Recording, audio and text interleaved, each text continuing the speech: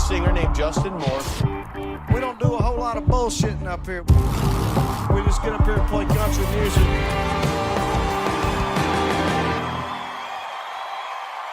Hey guys, today's podcast is sponsored by Bobcat Company. Check them out at bobcat.com.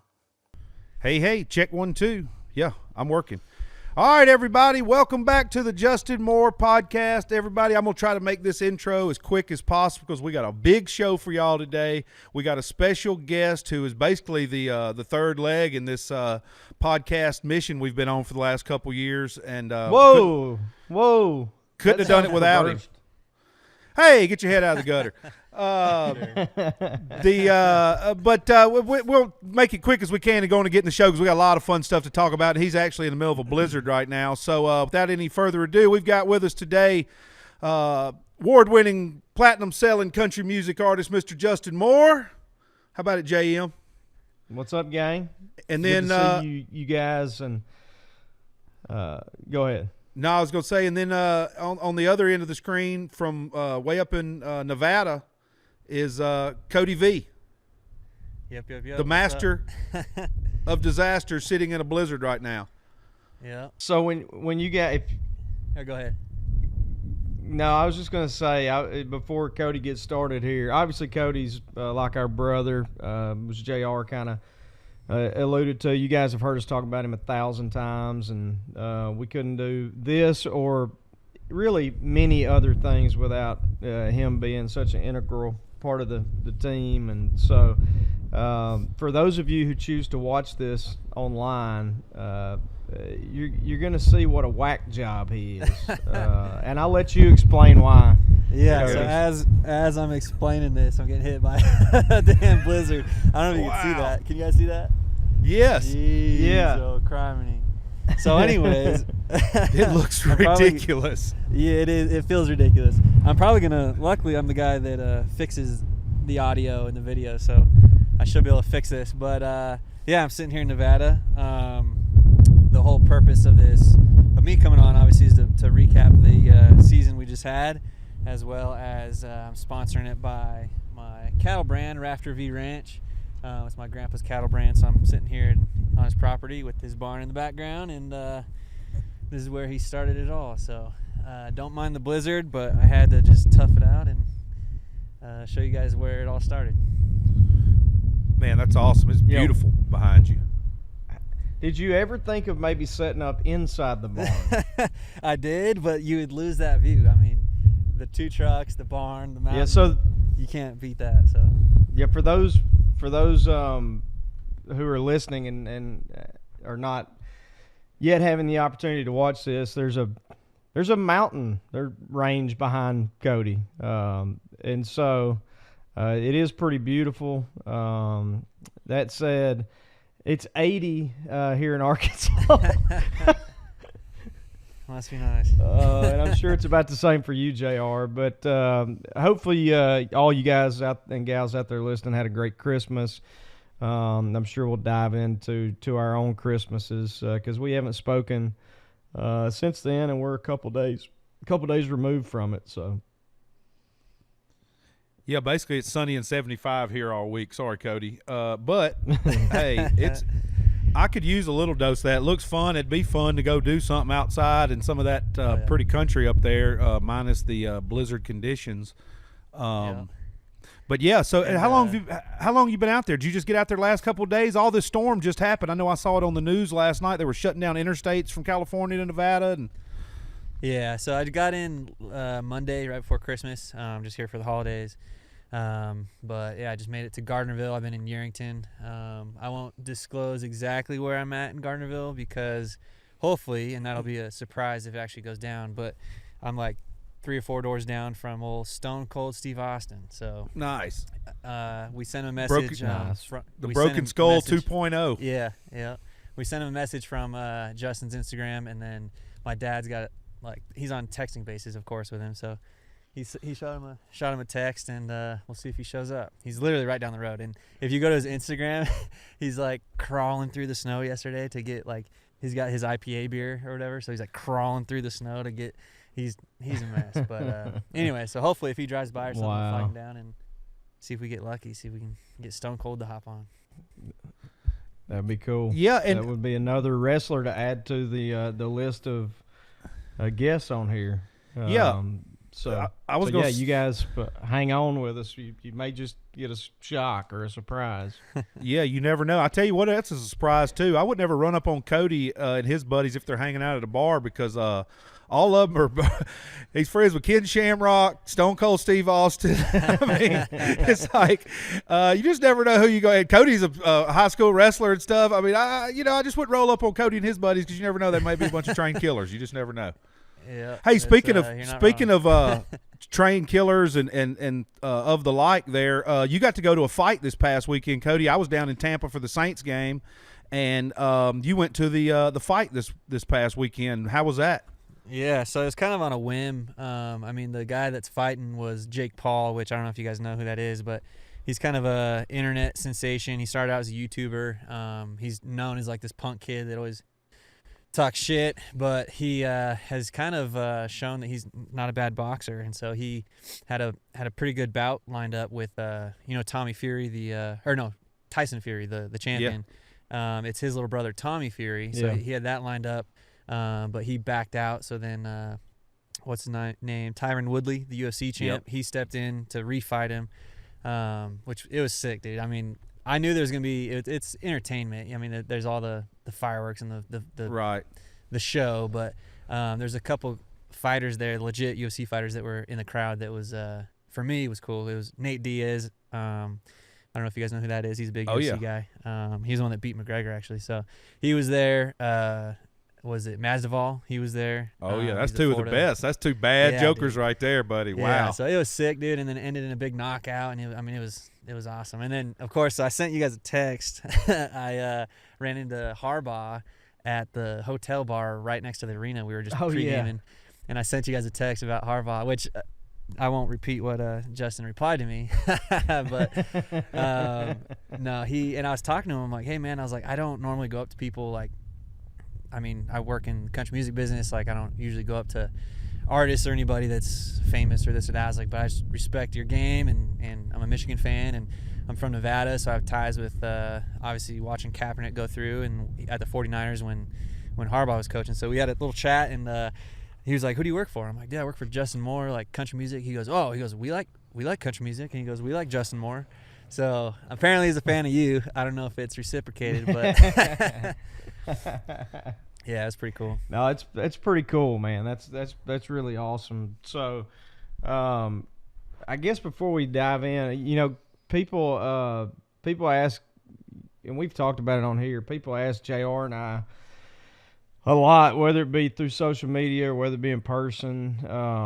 And I'm sure now, Cody, you filled the same questions, being in the business. But, how do you get into, the music business? How'd you start doing this, or how'd you start doing that? And so maybe to lay the foundation of the conversation, let's give the listeners a little bit of the story behind how you started doing this with us and we started doing this thing together, because it's pretty interesting, and it really just shows you, I've said for a long time, I mean, it's a lot of luck as far as my career. It's a lot of timing and this and that, and so I think our story together is a great example of that.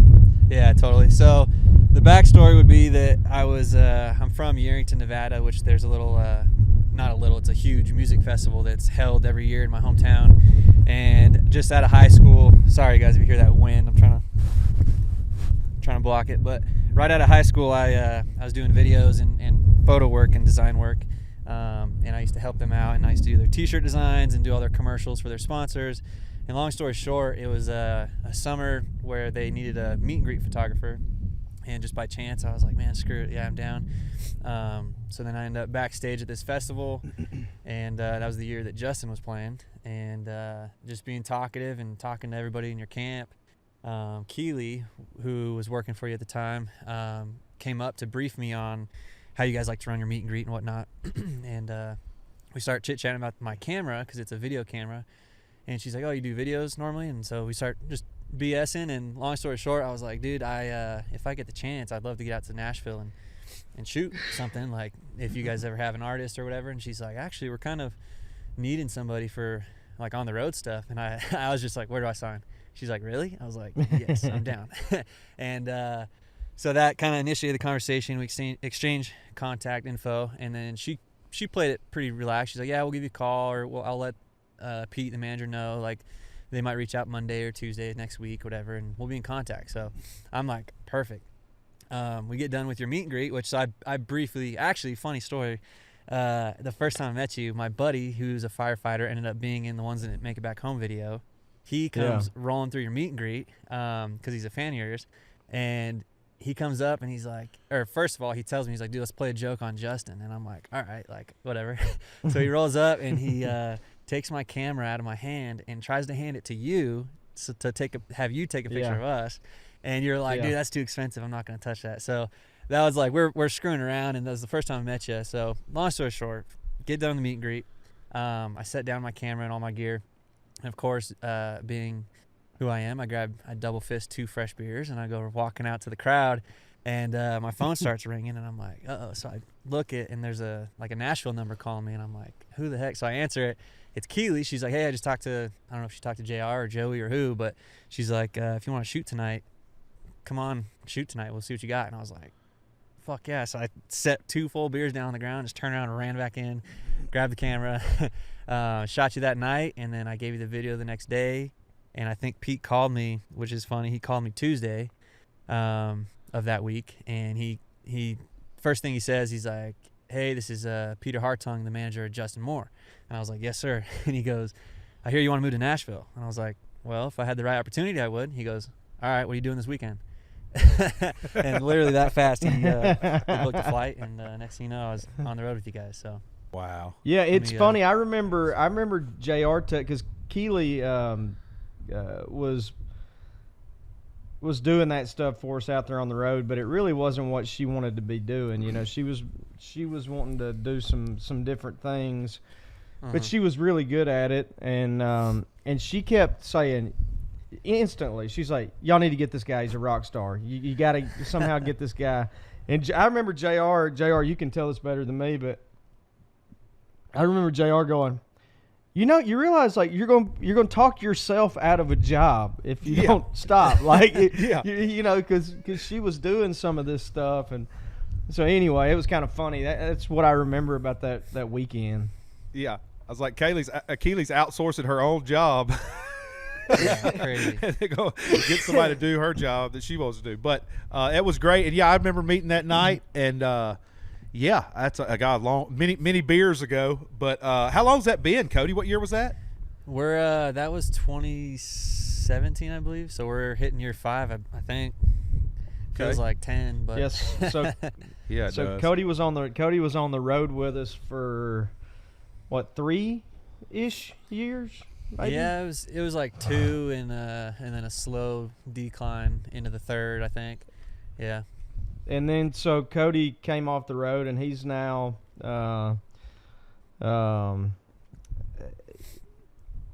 second in line at our management company, and running the show there along with Pete and Joey, and it really just I wouldn't be where I'm at in my career without Cody, and he's just incredibly talented and driven. I genuinely admire Cody and his abilities and just who he is as a human being, and a lot younger than me, but I look up to you, buddy. I admire you. So well, thanks, bro.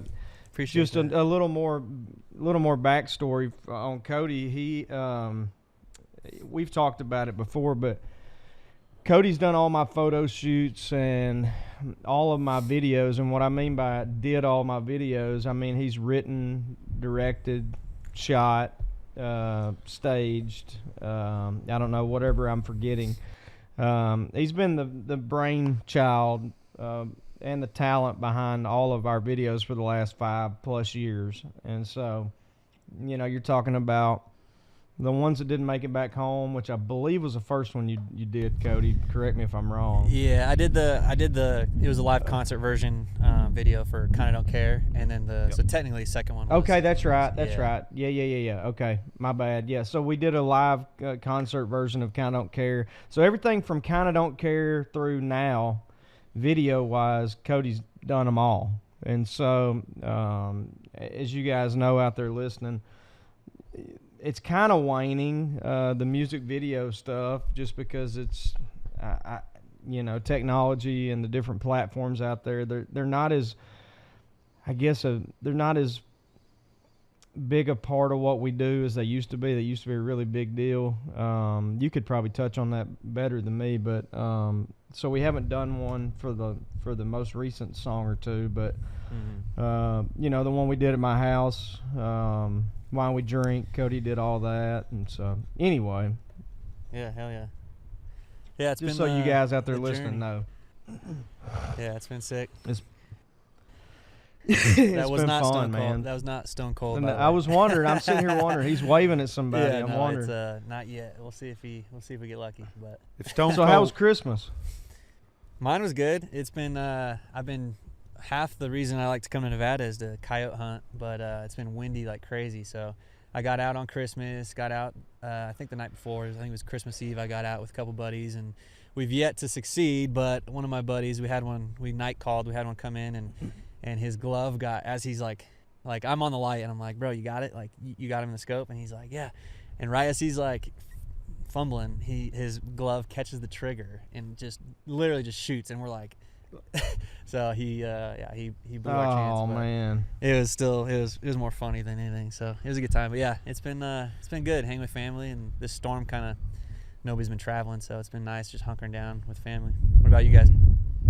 Which actually, before I let you go on, for the record, I do a lot of Justin's social media stuff, right? So I'm the one begging Justin for holiday pictures all the time, which, by the way, you should send me still.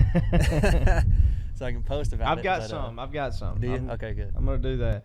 Yeah, so I tell people all the time I don't have social media on my phone and stuff. We obviously have accounts on all of the above, but so Cody is the one who does all that. He's the one who's posting. If you're DMing me or whatever, he's the one that will field all of these questions and requests, and as he said, I'm not the easiest person to get content from. So if you're wanting more content, it's not his fault, it's mine, because and I'll answer both questions not that you had a question, but I will send you more stuff, because I did take some videos and some pictures and all kinds of stuff, but we had a really good Christmas. We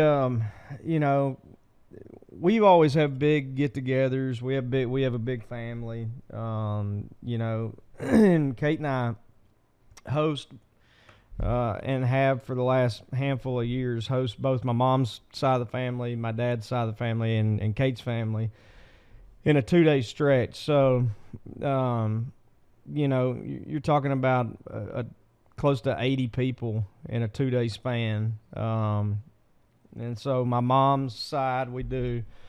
There's about 50 of us that get together. Kate and I obviously clean our house and do most of the cooking, not all of it, but a lot of the cooking. She makes a gumbo, which is a tradition of theirs, where Sharice and her are from, and so she does all the Cajun stuff like she used to do growing up, which obviously everybody in my family likes. They're like, yeah, by all means. And then so we do that, and then Christmas Eve, myself and Kate and our parents and our kids, we all open our gifts that we got for each other.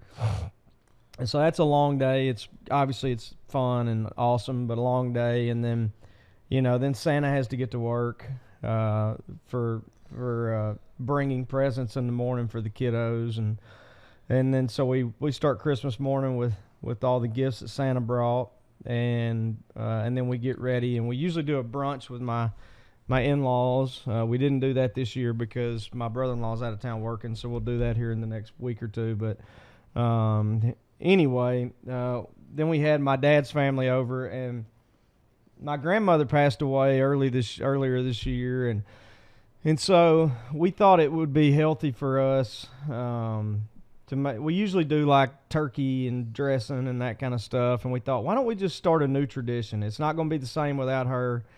And so Kate and I used to have an adult Christmas party each year, and we've, with adding more and more kids, we've just not done that any in the last few years. Plus, on top of it, what we've been dealing with the illness that begins with C, and so we started a new tradition, and we did the food that we normally always did for our adult Christmas party, which is we did a couple of whole fillets in the oven. I should say.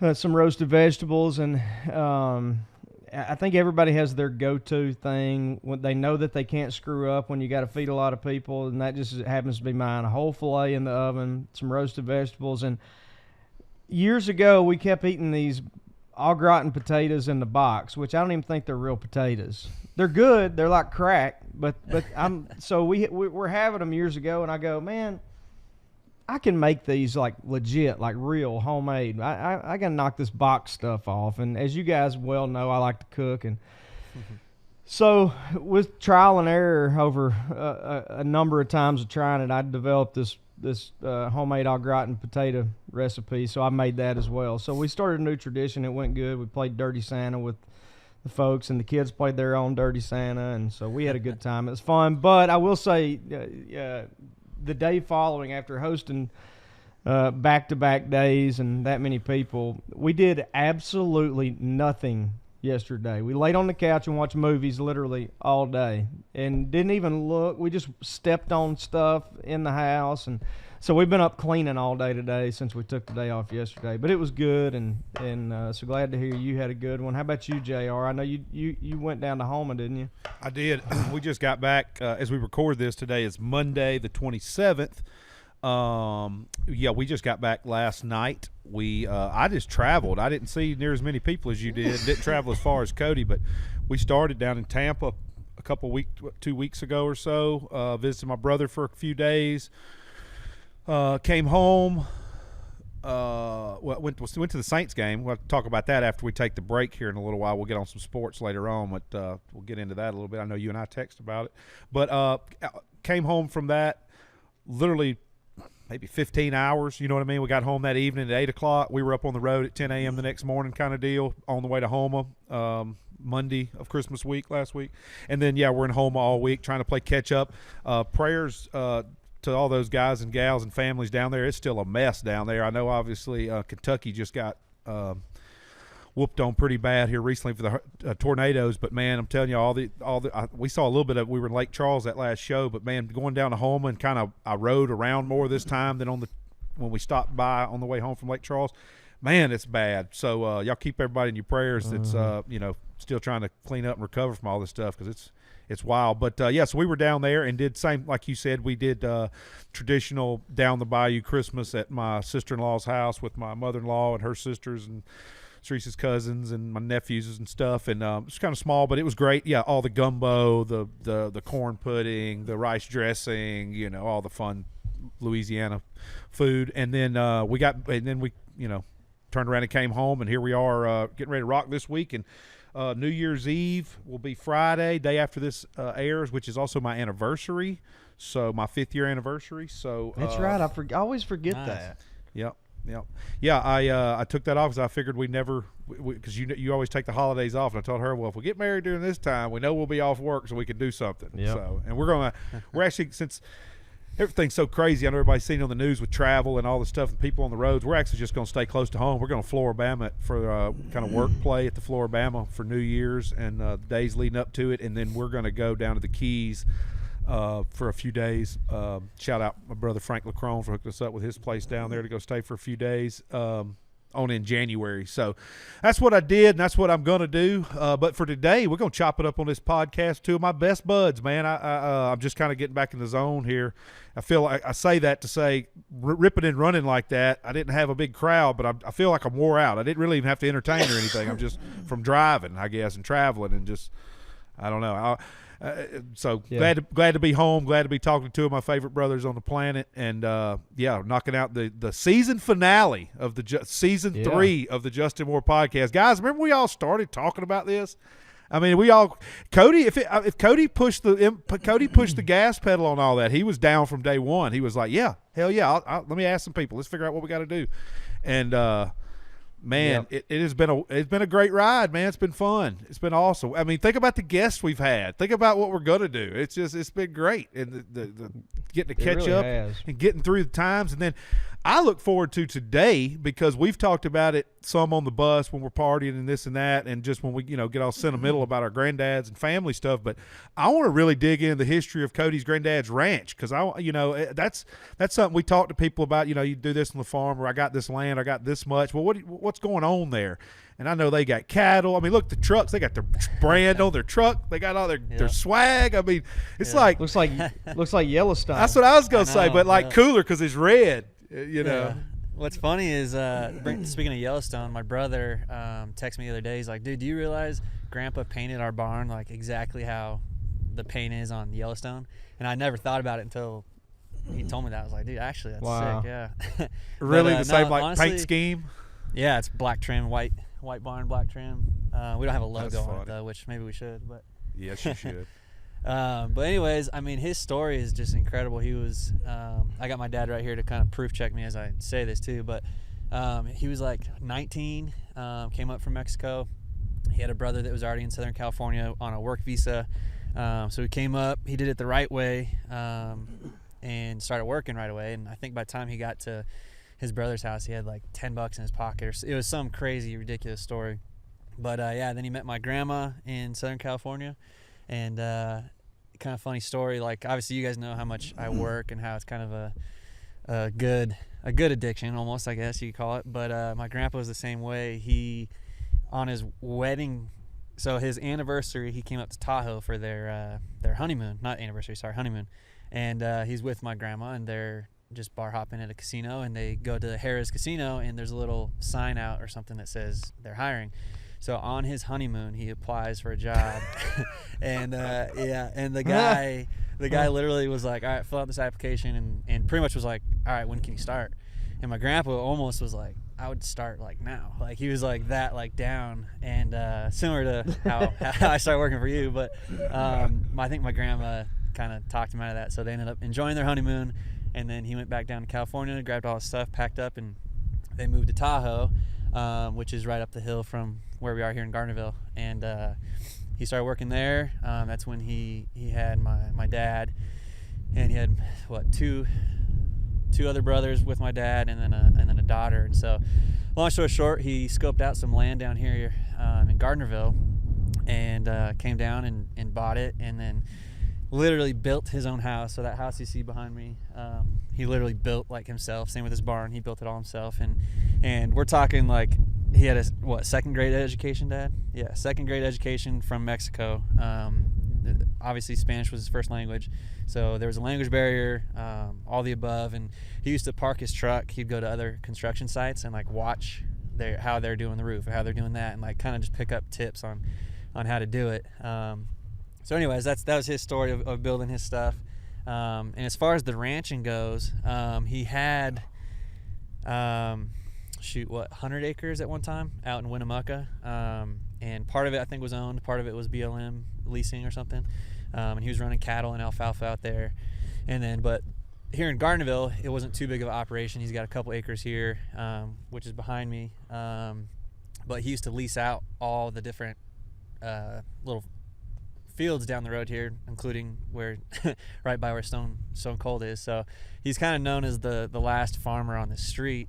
And so yeah, he used to ranch this whole street, and then obviously as he got older, he kind of downsized, but he ended up passing this year, which is partly why we started the whole branding stuff even heavier. But when he passed, I think we still had like 30 head of cattle, and we had a bunch of leases still running, and so we've since had to dwindle down and get rid of those leases and sell off the cows, which I think they just sold 4 or 5 days ago. Yeah.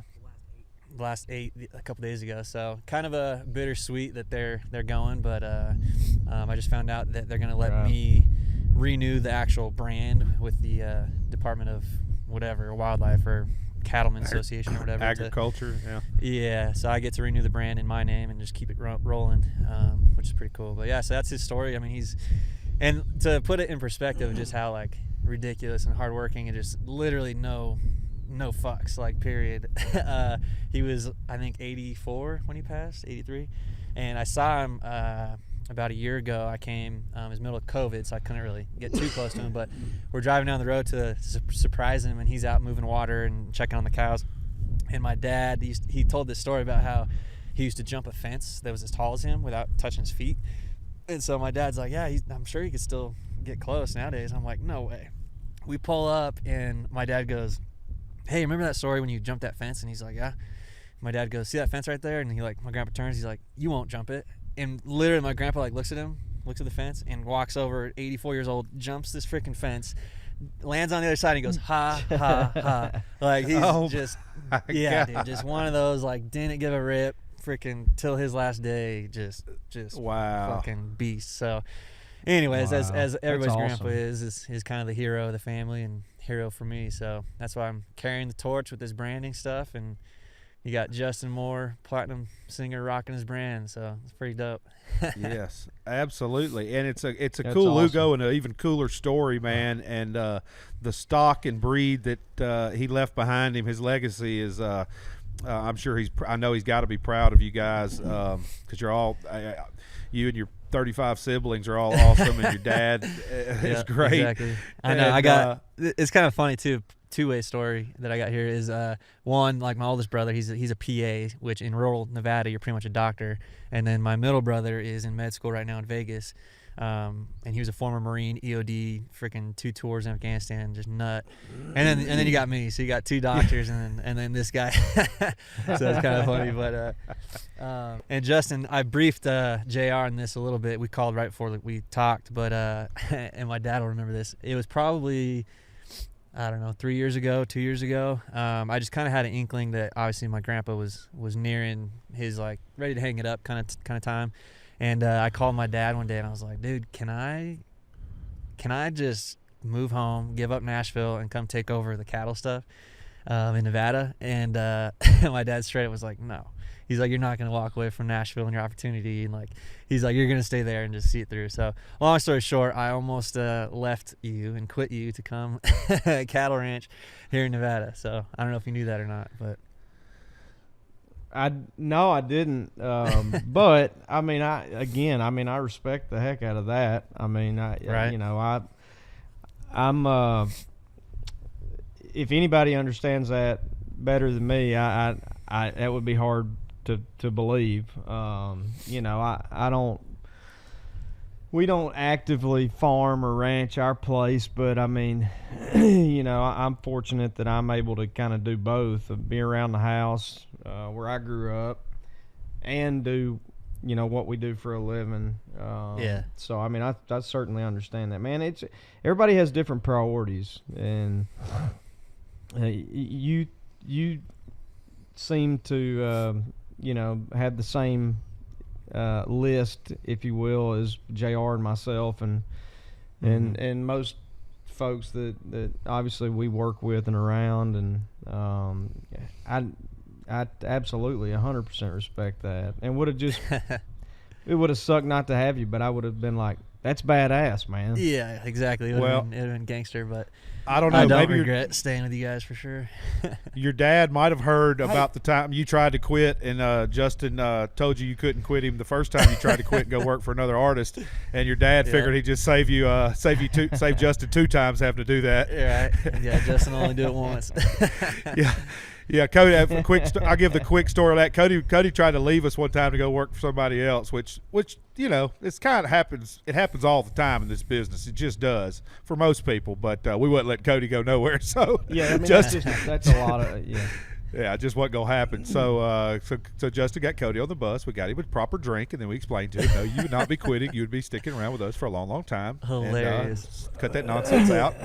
And have another yeah, drink. those of you that are following Justin on Instagram, I believe Justin or JR on JR on Instagram. JR posted a picture of us at the end of that convo. Justin's arms around me. We're both teary-eyed on the bus. Yeah. It was a good time, for sure. I should have posted. I didn't put it this time. I think I posted it last year for your birthday. I should have put it up because I remember a story I just thought about randomly being out west.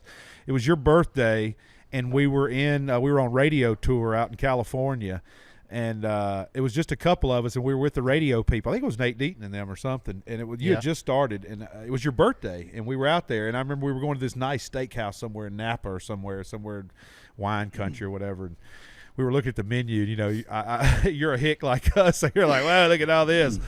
And I'm like, dude, it's your birthday. Just get whatever you want. I mean, these radio people, that's in the budget. This is part of the one perk of having to be here all day is we're going to eat and drink good. So just get whatever you want. And you're like, yeah, but this looks great. And it was like this 80-ounce tomahawk ribeye or something.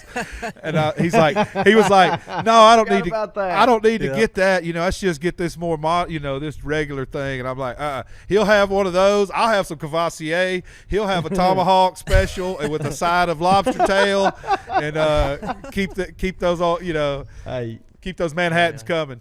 You take full advantage of those meals where the label is taken care of. Yeah. I mean, you got to treat yourself. We'd probably been gone from the house for 4 weeks at the time or something. And straight. It's like, hey, you got to treat yourself. Yeah, I had eaten fast food and truck stop stuff for the last 6 meals. It was like, we're getting something good today. But I remember that. I got the picture of this. Cody's sitting back like this, looking at this steak that's as big as like 3 plates. Yeah, it's as big as me. Looked like Fred Flintstone would be eating it. Yeah, it really did. Yeah. Oh, good times. Good times. I was going to say, speaking of meals, go ahead. One time we went to Yellowstone. Sorry, it's a little delayed. Yellowstone, we had that meal. I forget where we were, but we were somewhere in Wyoming, Jackson Hole, Wyoming. But that just reminded me of the story. Hole, that was great. Yeah, that was a great trip. But I thought it'd be funny. I wrote it down on my phone to bring up. Do you guys remember when Justin, which this probably happened more than once, but in this particular time, he gets all tuned up and the arm wrestling starts coming out. And Justin, for the record, anybody out there, Justin is a torquey little son of a gun that is hard to beat. And so and honestly, personally, I hate arm wrestling. I'm like, dude, it's going to snap either my arm or I'm going to snap their arm, or like, it's just dangerous. So anyways, we get to going, and I'm the youngest guy on the bus, and so of course Justin's just got his crosshairs on me the whole time, and Justin's just beating everybody, and I'm left-handed, and I'm like, well, shit, dude, either we got to go lefty or righty, and either way it's going to be kind of a toss-up. So anyways, Justin ended up whooping me, and I remember you beat me, and you immediately look at JR, you go, did he give it his all? Did he try his best? He tried. You're like doubtful that I yeah. Too funny. But anyways, for the record, anybody out there, do not arm wrestle Justin. That dude is a strong mofo for sure. Well, I tell you what, we did that again.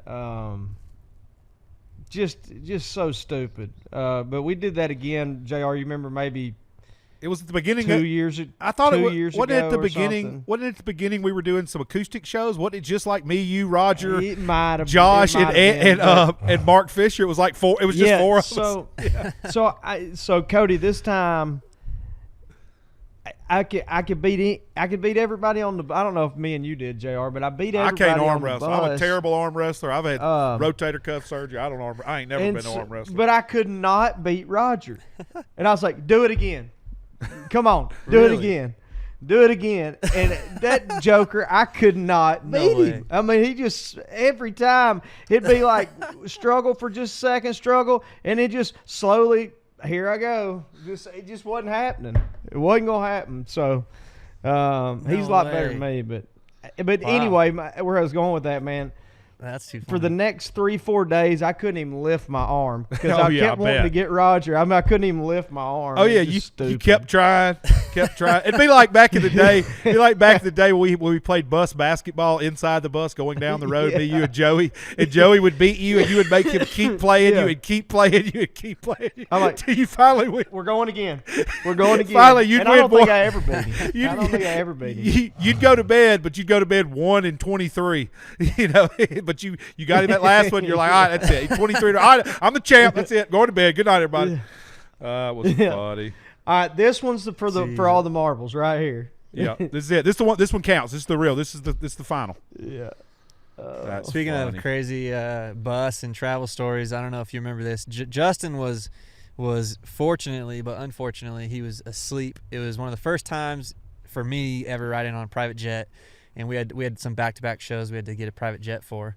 So we load up on this private jet, the band, crew, Justin, everybody, and as soon as we get on the jet, I won't repeat what JR's slogan is, but it's a pretty good one. He'll I'm sure when you write a book, you gotta include your little saying you do when you get on a private jet. But anyways, he says that, and then he lived up to it, and he's Are you talking about high and pressurized? I mean that, and then he said, I'll probably end up having to edit this out, but you said like I'll edit this out, that way we can be safe here. But you said you didn't want some huge rant about drink this, take that, doesn't matter, we're getting fucked up, high pressurized. Yeah. So you lived up to your own saying, and so you start letting it rip. Justin, of course, is tired. We just played a show, so he's about 2 sheets freaking asleep, and he's so JR tired. Yeah. I was sleepy. Yeah, so sleepy. JR starts cranking the speaker. He's playing Hank Jr. probably, of course, and just getting rowdy. And Joey's not paying attention. Josh, just for the record, when being an outsider, like in joining a band that's existing in a crew and everybody that's already pretty tight-knit, it's like joining a football team and like the locker room, like there's obviously the little bickering and the little like it's all brotherly though, and so it's like just this friendly like kind of picking on each other game. So long story short, Josh told me this story recently. Probably. Yeah, dude. So Josh is getting irritated. Really do. Yeah, he's getting irritated at JR. He's like, JR, turn it down. Like, Justin's trying to sleep. What are you doing? Like, and JR's like, what? Like, all like up in arms. Like, what are we doing? Not partying. I'm like, he's fine. He ain't here. Yeah. He ain't hearing nothing. I promise exactly. you. He's So good. I got him. He's good. Yes. At one point, JR like reaches over with like a little pillow, like lifts Justin's head, shoves a pillow under his head, like and Justin's just completely unaware the whole time. And anyway, so we're just getting rowdy. JR's the most rowdy, of course. And the flight attendant, we start approaching our landing, and the flight attendant says, all right, like everybody's got to take your seat and buckle up. So JR, of course, is the last one to follow instruction. He's sitting very front. So it goes JR, I think Tucker. I don't remember this for the record. It goes JR, Tucker, I think Josh, and then myself. And you finally sit down, and you're like, you just get buckled. And I mean, everybody's sit down, everybody's buckled. They have those safety pamphlets in the back of the seats. Josh grabs one, and Josh, being former baseball like pitcher, grabs this this safety pamphlet, and I mean, just full on stands up and just right to the back of the head of JR, just smack. And JR, boom, gets hit, and he's sitting there fumbling with his seatbelt, fumbling, and so everybody's laughing. Finally, JR gets up, turns around, he goes, "Who wants it? Who wants it?" He's like, all up in our face. We're all laughing, and everybody's such in a mood of just funny like shit talking that I like perfectly was able to kind of mimic similar to the flight attendant's voice. So I'm all, sir, could you please take your seat? And then everybody's like, and then JR's panicking. Like it was just a complete shit show. But for the record, I edit all these podcasts, and I never get to hear these stories about JR acting a fool. So I had to share at least one. Can't make him have a perfect record. Thank you. Okay. Yeah. Thank you so much. So no one out there knows what y'all are talking about. I don't think it's all. When we first started this podcast, we were like, "Hey, we're going to give y'all a bunch of stories of us acting like idiots." The only one who's ever told any stories on here about themselves acting like a fool, and it winds up on here, is me. And JR has so many more stories than me, and every time I bring it up, he goes, "Oh yeah, we'll get to that," or whatever. I'm like, so thank you, Cody, for actually bringing one of them to the podcast, because I'm gonna tell you, we ain't even scratched the surface, ladies and gentlemen. The whole next season might be just JR stories. I mean, we could do 40 episodes Oh, next year man. again, and we could tell a different one every time. I don't think anyone thinks it's very interesting to hear my stories. Oh, brother. Yes, they are. Oh, they're boring. Oh, I don't do nothing. Oh, you know me. I just hang around and get my little work done and do my little computer work every day and tidy off to bed as soon as the show's over. You know me. I have to have one beer during the show. I mean, how much beer do I drink during the show, Cody? Only one or two, maybe. Huh? Merle killed. Yeah. Do you want to let's give the fans a little recap of the drink sequence we do in a typical night. I'd say by the time I get to your bus, JR and Justin have at least buried one or two shots before I even join the situation. And then once I join, of course, which, by the way, is kind of a cool thing. I think this is cool. Justin, for the record, his vocal warm-ups are just singing the old country songs on his bus as we're taking shots. So that's kind of a behind the curtain. But anyways, yeah, so we'll do, one or two Trick more of the trade before. right there. It works. Yeah, we'll do one or two more shots, I believe, on the bus before the show. So you guys are probably, at least JR is probably 2 to 4 deep. Justin might be 1 to 3 deep, and then by the time we hit the stage, you can take it from there. JR, what's your normal cadence? Usually just finish that one off and go off to bed. No. No. I was thinking about this the other day, and it's just kind of like the kind of thing, if you're in that environment and you're used to it, you can do it. It's kind of like, being in, like, if you're a real good basketball player and you can play basketball all day, but you can't go run a mile. I mean, it's just being in shape for what you're doing. It's something about the environment. I don't know, out there on the road, putting back drinks, if you look back and just do them by a number, like a count on how many of each and like the volume, it seems like a lot. It's more than you would drink if you were just at home or hanging out, or most people should, for sure. But out there, it really doesn't have that kind of effect until later on. But normally it's that, and we changed it since you've been on the road with us, Cody, this past year. Justin didn't do any shots. Cody, I'm glad you're sitting down. Yeah. You know how many shots I did this year? Maybe 3. You tell him, JR. Maybe 3 all year. All year. 3 or 4 all year. Yeah. Now, can you believe that? Now cases so of vodka might have increased a little bit. There you go. I kept up my normal routine, and then it fades off a little. When we get out west, there's a little extra stuff out there to keep you motivated to not drink as much. For me anyway. But no, normal routine for us, like Cody's saying, back then was a bunch of shots, and I'll still do one early, but usually for us was always, I always told people I'm not a day drinker, never really want to be a day drinker, because I just gonna get hammered earlier. I know me, it just doesn't work that way. I eat dinner, first drink, party all night. It works for me. If I don't eat dinner or start before or mess that up, it always messes up. So usually for us, it's catering. About 5 o'clock, security meeting, catering, get to the bus, change, head to the meet and greet, make a drink right before we head to the meet and greet. Justin's out of the shower, we're getting dressed. We do a drink on the bus. We used to do a shot and a drink. Then we just take a drink with us to the meet and greet, kind of nurture that one until we get back. And I used to smoke cigarettes too. And I can tell you this, for all you people wanting to quit smoking out there, you can drink more when you quit smoking. It's like, I swear, once I quit smoking cigarettes, I can drink more, and hangovers. There's some extra motivation. I'm just telling you, true story. If you need a little extra something to get you over the hump for quitting smoking, you can drink more and enjoy it more, because you won't be as hungover, and you can just drink more. I don't know, just a true story for me. But we get back to the bus, then it's get some music, kind of lax for a sec, make another drink, go check on everything, come back.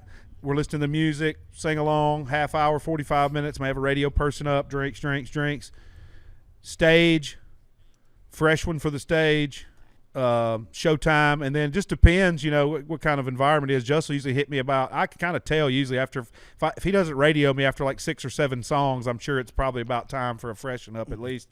But usually, and like this year too, that used to be about 5 or 6 of those during the show sometimes, and a shot, 5 or 6 shots. But now it was like a drink, maybe 2 drinks. 2?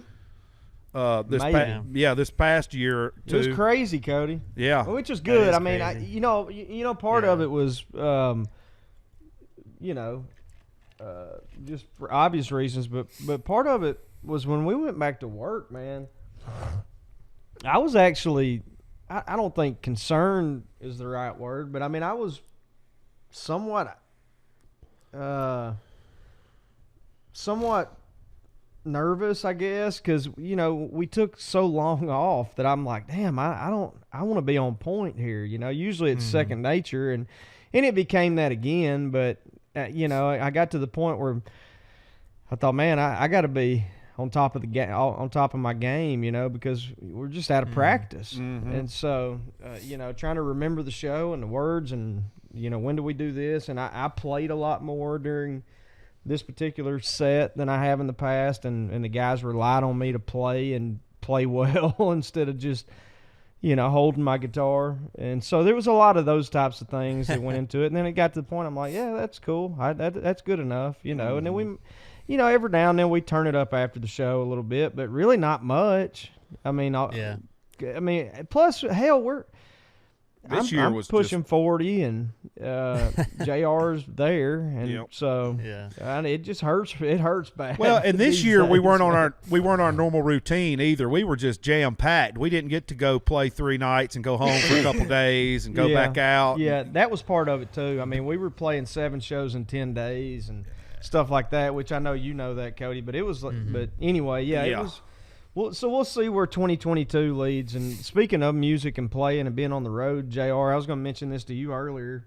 And again, I'm glad you're sitting down. Man, I'm like, it feels to me like usually our break goes by, I don't know about to you, JR, but usually our break goes by like that. Right. Like, you're like, man, it feels like we just got off. It feels like we've been off forever. To me. I don't know why. I almost texted you the other day. I don't remember what the circumstances were, but I swear I almost texted you the other day. I might even text you. I'm about ready for a one-off. I was just about ready just to go do a one-off, just to go, all right, something, just to go do, and I'm just like, do one. Yeah, I'm thinking, man, I want to go. I want to go play some music. I'm kind of tired of sitting at the house, which, again, it is really unlike me. Not for those out there listening that come to our shows. Not that I don't want to go out there and play always, but usually I really am good at unplugging and doing my thing at home, and not really. I'm like, yeah, we'll go back when we go back. But I'm like, I miss it. It might have been when we were all texting each other, our band and crew, Merry Christmas and stuff. I was like, man, I want to see these guys, and so I'm looking forward to it, man. Getting back out there. Yeah. No, for sure. But it's kind of crazy. The Christmas thing kind of came and went, but it does seem like, I don't know. Maybe it's because we were so busy. We're just all acclimating to this whole thing, and then once everything gets back to normal again, and it will. I think we're looking forward maybe to it also for you and I, more so than normal coming out of the break, because. We just mentioned we were way busier last year than we have been in a decade, probably. I mean, a long time. And I think that might have contributed to not having the opportunity to enjoy it like we normally do. And so I think, going into this year, at least the goal is, hopefully we'll achieve it, that it gets back to a little more normal as far as travel and how much we're out there opposed to being at home and vice versa. And so I don't know, maybe that's part of it. Kind of get more into the groove a little better. Right. Yeah, Cody, I know you're out there, and how long are you staying through New Year's? Yeah, I think by the time this airs, I'm going to go to Florida to hang with Christine and her family for the New Year. So I'll be in Florida. What part? Like Marco Island, like Naples area. And we might cruise up to Tampa for the New Year. But I was gonna say, is that gonna be close to Tampa? It kind of is. But we'll probably end in Tampa. Like I'll probably be in Tampa for the New Year. Where, okay, are you well, I'll be there, as you know. Yeah, you didn't know? That's right. Yeah, for the bowl game. Yeah, we'll talk about that a little later too, as to why I'll be in Tampa. Yeah, but we'll have to link up. We'll be down there without the kids. Hell yeah. We'll have to link Yeah, up. y'all can go have some unsweet tea and salads. Because I'm the only one. Because I'm the only one that gets drunk around here. Right? No, but I want to hit on that before we get done with the drinking thing, though. But the shot thing, yeah, we have shots back there, but it's just a different effect. But the drinking at home versus drinking on the road, all that got changed with this schedule we had this past year too. So I'll be interested to see how we all, because like even being at home this whole break, I hadn't drank much. I mean, we went to the Floribama for the employee Christmas party, and that was about it for me since we've been on the break. And then New Year's, I'm sure we'll have a good time. But Cody, what if you do stay, or if you go for New Year's? Well, you wouldn't go to Nashville. You just go straight from there. You didn't drive out west, did you? No, well, I was going to, but my truck, which I told Justin when I was just hanging out with him last time, but when I went to his house, my truck's been kind of giving me some issues, the transmission, and long story short, was not able to drive it out here, so I'm going to end up flying back and forth, but yeah, we'll see. It's kind of a blessing and a curse, I guess. Wish I had it out here, but nice Sick not to truck. have to do that drive. Yeah. Hell yeah. Sick but truck. yeah, it should be good. We That talk cool? about everything. Justin's got some new news he wants to drop on everybody if you hadn't Yeah. heard already. We'll talk about everything we've got coming We'll up. do. So everybody stay tuned. Yeah, we'll talk about all the new stuff coming out. And before we do that, we'll make sure to remind you guys to hit the like, the notification button, leave us a review, hit that 5-star review, please, anywhere. Share this podcast on social media. Use the hashtag Justin Moore Podcast to keep this thing going, because we're going to come back and have another season for you guys and gals next year in podcast land, and we hope it's going to be as fun as this has been this year. So hang in there. We'll be right back after this quick break here on the Justin Moore Podcast. I want to give a quick shout out to Bobcat Company, who really does make a job, any job that is, easier. They got everything from skid steers to compact tractors, utility vehicles, zero-turn mowers, and everything in between. Their products are designed to make your lives easier. I like that. Which means spending more time with your family and doing the other fun things you love. Y'all know how big of a deal that is to me. Make sure you visit bobcat.com to see what products might be a good fit for your property. Hey, what's up, guys? Justin Moore here. I want to remind everyone out there listening that my wife, Kate, has an awesome children's clothing boutique in downtown Benton, Arkansas. It's Central Arkansas. So if you're local, come see us at 119 West South Street in downtown historic Benton, Arkansas. Again, that's 119 West South Street in Benton, Arkansas. And if you're not local, we ship everywhere. So you can find us at shopthislittlepiggy.com and see all that we have to offer, all that my wife Kate has to offer, I should say. Facebook, you can find us at shopthislittlepiggy.ar, and Instagram, you can find us at shopthislittlepiggy.ar. But check us out. It's called This Little Piggy, and see what we got to offer. Shopthislittlepiggy.com. Hi, y'all. This is Brandon Bing, singer-songwriter and whiskey maker. You're tuning into the Justin Moore Podcast. Visit EasyLiquor.com to grab your bottle of Bangtail Whiskey and join the Blue Collar Swaller family today. Follow us on all socials at Bangtail Whiskey for more news and updates. Now pour Jigger and take this a second ride with us. Hey, gang. As y'all have heard, the Justin Moore Podcast has recently teamed up with Wrangler. Wrangler has been an icon in authentic American style around the world for more than 70 years. With a rich legacy rooted in the American West, Wrangler commits to offering unmatched quality and timeless design. As y'all have heard me and Justin talk about on here, George Strait and Alan Jackson, they're Wranglers. We wear Wranglers too. Its collections are also for men and women, children, to look and feel great, inspiring those who wear them to be strong and ready for life every day.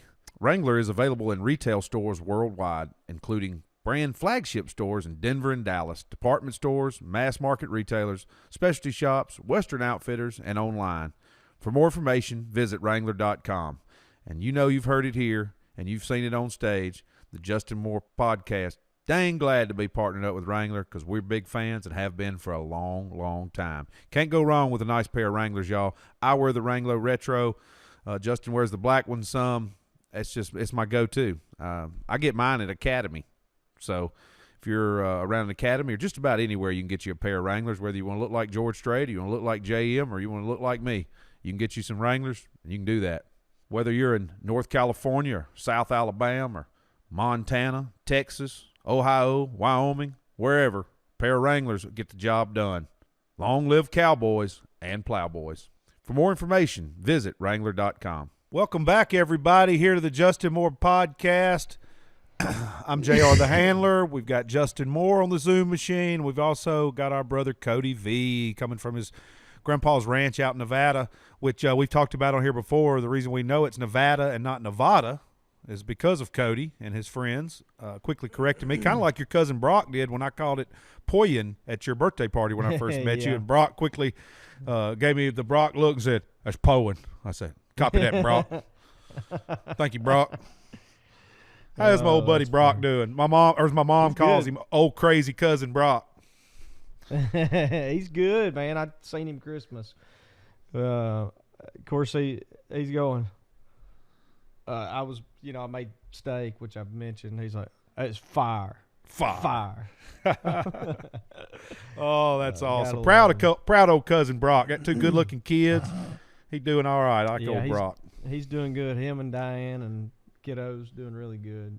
Yep. Caden getting tall. You ever see him play basketball? That's what I was going to talk about. I've seen some videos. He looks like he's going to be a player. Yeah, he's really good. Really good player. He's in 7th grade, and he's playing a lot of minutes on the junior high team, which is just 8th and 9th grade. So nice.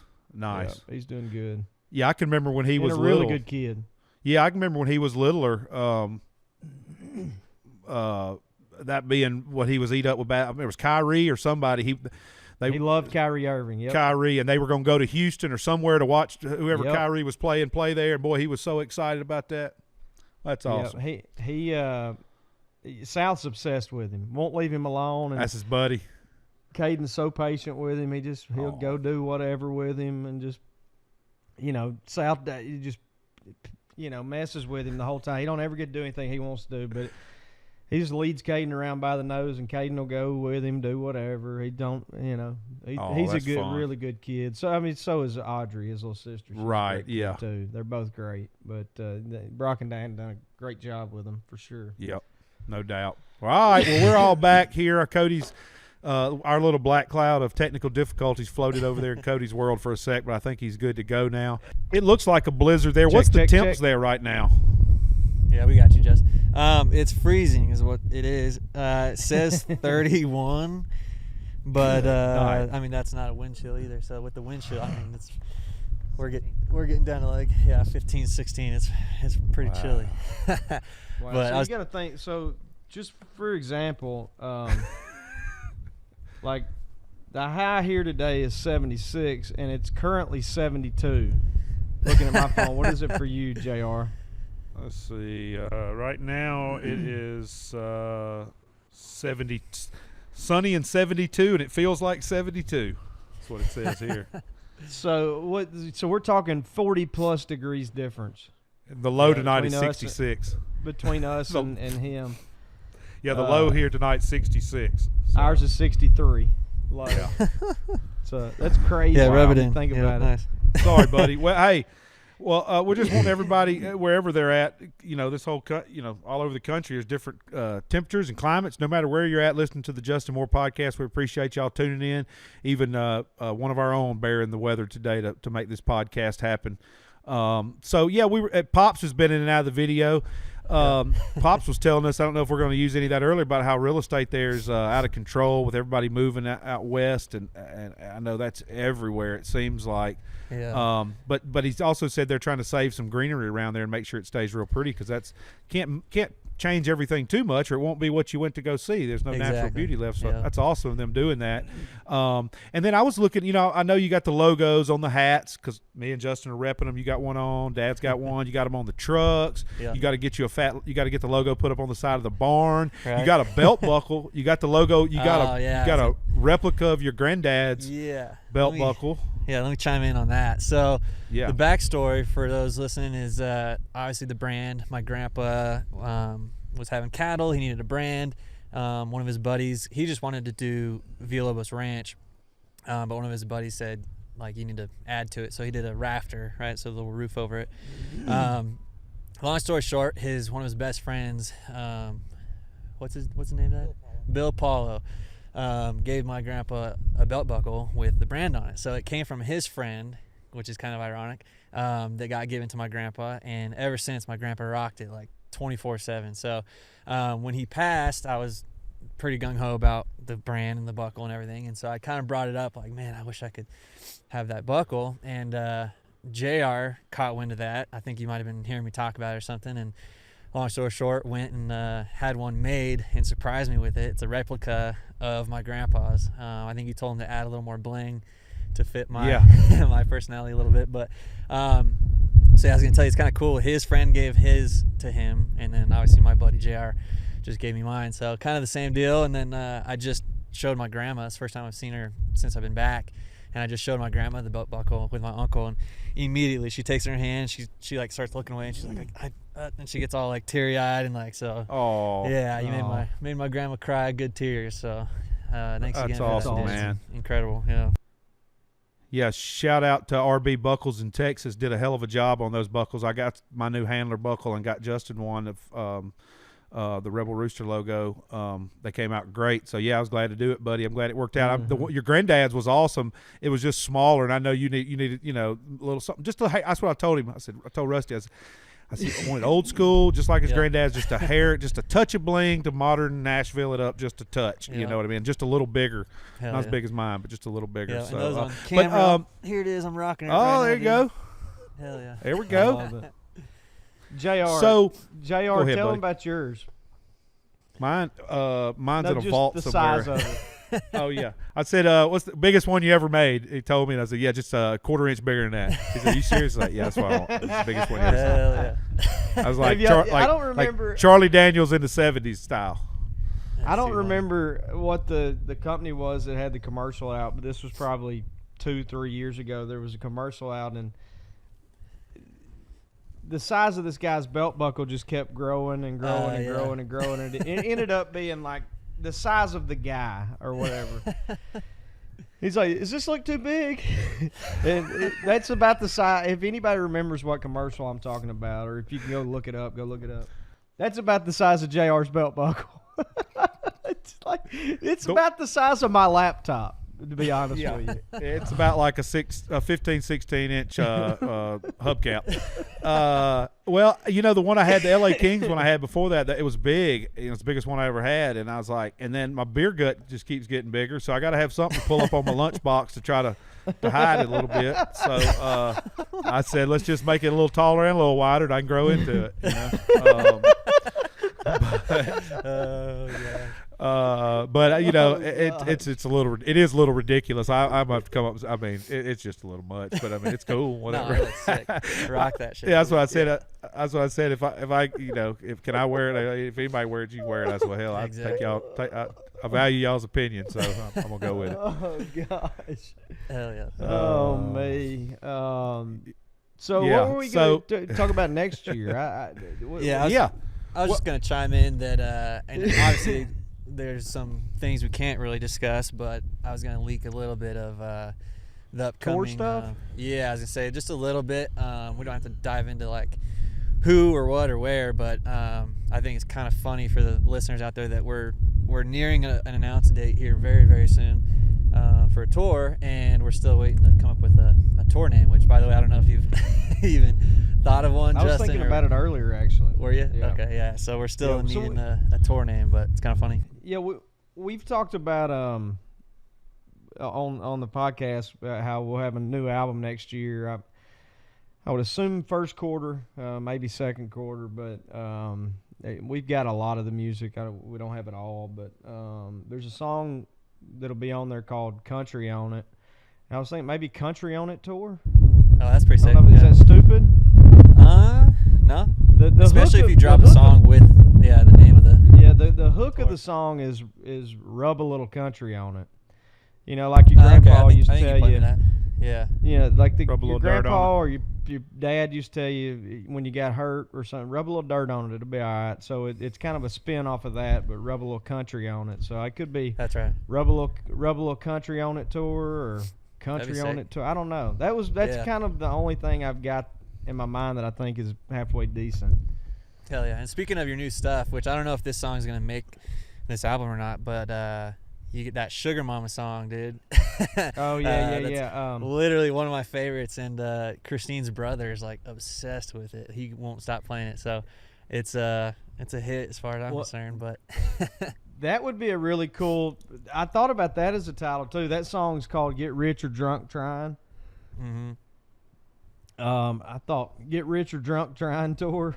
That'd be sick. But I don't know. That may be a little silly. Story of our lives, huh, boys? Yeah, right. It's very fitting. So Hey, anyway, I've got the wheels are spinning, Cody. But Okay, yeah, good. we'll You have could an call it. announcement pretty soon on that. Cody would know more than I on when, but what Yeah, in the we'll next just say- month you think? Yeah, it'll be January that we start dropping announces. So, and I think we do a couple waves of announces. So, if you don't see your city right out the gate, cross your fingers that we announce it later on. So, coming up soon. Yeah. Hey, we could call it the tour with no name, like the new radio show you're on, huh, JM? Tour. Yeah. It's so we kind of teased it when we were with you guys a couple 2 or 3 weeks ago, our last episode, and I said I had some big news. I don't think did we talk about it? We just teased it. So I'm out of my damn mind, first and foremost. But it was announced, I guess, last week, about this time last week, that I will, beginning here in a few days, actually the day that this episode comes out, I'm got a side hustle going on, side gig. So just to preface the announcement, as you guys all know, I live back in Arkansas, where I'm from, and we have no pro teams. JR and I have mentioned we kind of had the same type deal growing up. In that regard, the college team is the pro team and the college team and everything. So, like a lot of other college, a lot of other areas where college is king as far as the sports teams go, there's a radio station in Little Rock, Arkansas, KABZ 103.7. The Buzz is what the station's called, and it's pretty much all Arkansas Razorbacks all the time. They cover games and all the sports and coaches and all that stuff. And so while I've been on the road, when I moved away from home, lived in Nashville, and since I've moved back, that's been the station I've always listened to because, as you guys know, I'm obsessed with sports, and I have just about as much, if not more, passion for sports than I do music even. And that's why JR and I talk about sports a lot on here. He and I share that same sentiment. And so myself, even to an unhealthy level probably at times, where, the Razorbacks lose, it ruins my week. That kind of stuff. So I've tried to improve that, but I haven't. Up to this point. But anyway, so there's a legendary radio guy who's been in the market for 6 decades, who's retiring, Tommy Smith, and kind of our local Howard Stern, if you will. He was the shock jock back in the day when that thing was going on, back in the 80s and 90s in particular. And he's just a legend in the medium here in the state of Arkansas, and he's retiring. And I've become really good friends with a lot of the guys on the station, in particular this show. And by fluke, had a conversation almost a year ago now with another co-anchor on the show, and he said, "Man, you ought to think about doing this." I said, "Man, I can't. A, I'm not giving up music, and B, I just don't know that I can keep up with the schedule." So I was completely upfront with him and said, "Hey, all right, I've talked to my wife, I've done this and that. I'll do it if you guys, understand that." Playing music is my first job and passion, and I can't give up anything that goes along with that, and nor would I want to, because I love playing music so much and what we all get a chance to do. But they were seemingly cool with it, and we worked it out to where I can do shows from the road. And so, and I'll go in some when I'm home. But outside of, the only thing I thought, outside of getting up super early on those days that I'll be on the show, I couldn't think of another reason not to do it. I just thought, well, so you're not going to do this just simply because you're too lazy to get up early? And so, so I will now be from 6 to 10 Central Time. A lot of mornings, most mornings, I'll be on the air from Monday through Friday on 103.7 The Buzz on what was formerly known as the show with no name. It will be called Morning Mayhem. Okay. Now, so it'll be myself, David Basil, former All-American linebacker at Arkansas, and he's done all kinds of things from creating national trophies and awards for college football, such as the Battle Line Rivalry, which is a trophy for us in Mizzou, the Battle for the Boot, which is for us in LSU. He developed the Broyles Award, which is the top assistant in the country. He developed the Brandon Burlsworth Award, which is the top walk-on in the country. So anyway, he's a great figure in our state. Roger Scott, who's an actor, singer, comedian, really talented guy, and R.J. Hawk, who's kind of a jack of all trades, politician, knows the sports.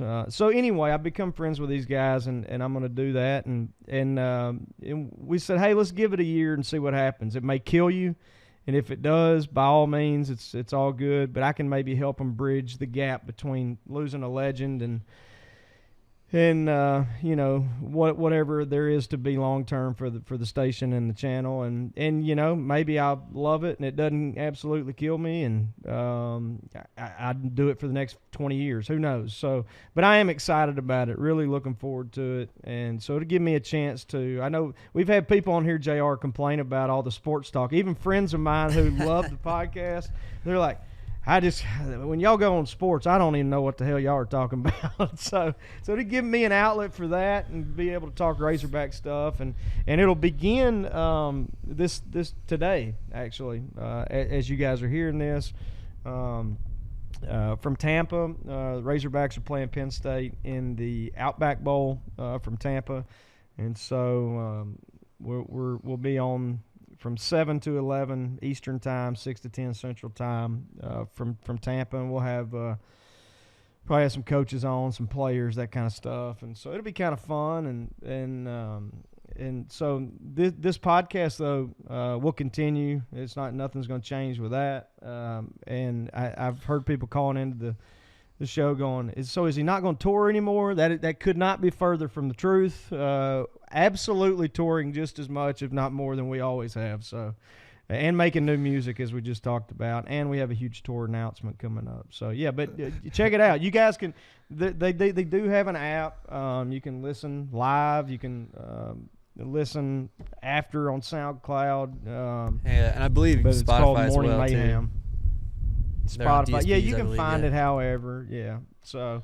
Yeah, but we'll make looking sure to forward put those links in the show notes page on this. Obviously, it's new skewed Arkansas. It's way Arkansas skewed, but there's some other stuff. It's a lot of pop culture stuff too, and just us BS, and kind of like what JR and I do. Mm-hmm. Yep. It's so got a new co-host and a new name for the show with no name. That's awesome, buddy. And then so I guess you heard it here too. Going to be for all you people who turn the dial down or go to the bathroom when we start talking about sports. There will be less sports talk and more music and road stories. I guess we'll fill up with more road stories. Yeah, we're gonna have to. We got it. Well, all of my knucklehead buddies that have some good JR stories for the road dodge me for the podcast. So if I get Uncle Colt, Randy, and a couple of the other good ones that got some good road stories with me, that we can do it. Most of the, some of these guys do. And then some of them, some of that stuff's got to wait for the book. Skinner don't play Freebird first. You know what I mean? You know what I mean? I got a lot of good. That's why when you were talking about that one liner earlier, Cody, I'm like, which one? Yeah, no, he knows it. He's just not wanting to let the cat out of the bag. And for the record, slang gravel, by God. Just to set the preface of JR in his best version, he's got a shirt, everybody, that says I ain't dead yet, motherfuckers. And it's like to I a actually T. found that shirt since you mentioned that earlier, and I didn't come up with that. Obviously, that's a Ric Flair came out with this after he had his little health scare a couple years ago, and I ordered it off his site. Oh, it's fitting. But that's from the Nature Boy. Hell yeah. Woo! Hell yeah. So I actually got to talk to the Nature Boy for a few minutes a couple weeks ago, Cody. Yeah. I just random as crap. I getting a FaceTime from John Party, and I'm like, and it's the middle of the day, and I'm like, hell, I'll answer, see what's going on. What are they doing? I figure it's him and the band cutting up or something, but no, it's him and Ric Flair hanging out at Kid Rock's house. So I just sit there and talk to Flair, and he's doing, and he's in. They're there for something where they're, I don't know if it's a commercial or video, or they're doing some, it was like maybe around Thanksgiving or something, or maybe it was for, I don't know. There was other people there too, and there were video type people, and there was stuff going on, you know what I mean? They were dressed up, you know, and they were in character, and so Flair was in character, but he said, John's like, he gave Summer a Rolex. I was like, what? And he's like, yeah, he's got a briefcase full of Rolex. He just gave Summer a Rolex. You think it's real? And I'm like, shoes cost more than your house. I told him, I was like, I'm pretty sure he's not giving out fakes, you know. So anyway, that's random. But yeah, that shirt, I got that after that, and but that was also after my when I broke my ankle and had my rotator cuff surgery and all that. And I was like, I ain't done yet, and I still ain't. I tell everybody that because sometimes people want to. I was going to touch on that. Sometimes now, when people come out, you know, and even my buddies, or even like Justin saying about stories on here, you know, about getting rowdy and stuff, and it's just like, that ain't every day. I mean, some of that stuff, some of those stories used to happen a little more frequently, but I've been doing this damn near 20 years. You know, if you do anything for 20 years, you're going to have some stories, you know, but to that, yeah, there ain't no doubt about it. You know, I didn't go to school to learn this to be a nerd or be, you know, to not have fun. I got in this business to have fun and make a living. You know what I mean? I remember my granddad and dad both telling me, you know, find something you half-ass enjoy doing and then try to make a living doing it. Don't do something you don't enjoy doing just to do it to make a living. They, you know, don't work.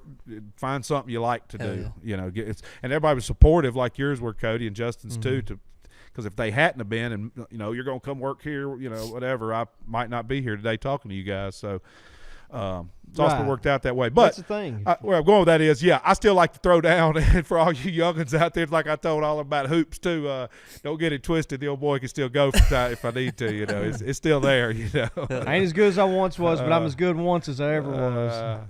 I forgot more about party than half these kids will ever know. I love it. I love it. Anyway, we'll have some stories. We'll make some news stories too. We're gonna get some news stories. I was gonna say, we're gonna have fun next year. I can attest to that ability of how much JR parties, being the youngest guy in the group.